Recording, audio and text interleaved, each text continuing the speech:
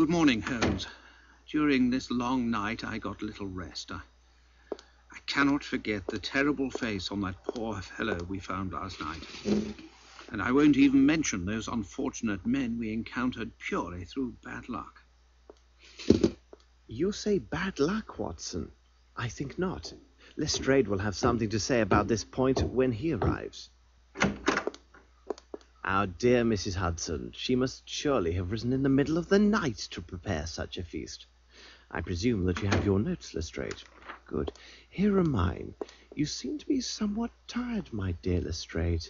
You must calm yourself. Somewhat tired? Holmes, read it for yourself in the Morning Times. It speaks only of crisis, riots, and perhaps even revolution in the streets. The bank's in a panic, froze the entire assets of the Bromsby Company. Now Grimble's unable to pay his workers. They're leaving their work sites, marching in the streets, and even now breaking everything they see. Good God! My superiors inform me that in 3 days' time, Bromsby's largest suppliers threaten to stop all deliveries if a solution isn't found. It seems that the future of this city and even more depends on the resolution of this case, and I must admit I'm at a complete loss. My superiors are harassing me hourly. Every day brings some new find to bedevil me, like a corpse in the night or some other mystery that confuses this case even more. And with all of this, you want me to calm myself? Watson, would you be so kind as to pour a cup of tea for Inspector Lestrade?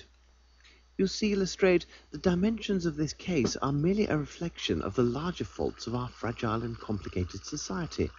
London can be viewed as a game of 4 million dominoes, which are placed one after another, just so.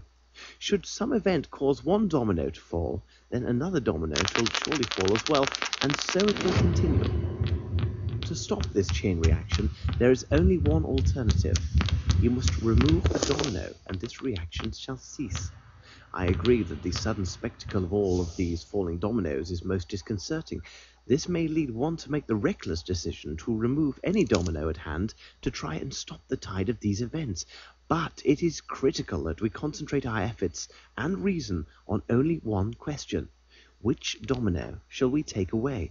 Or rather, which one are we obliged to take away due to its critical position in the chain of dominoes? I know, Holmes. My superiors demand a guilty party, and they will have him, no later than the day after tomorrow.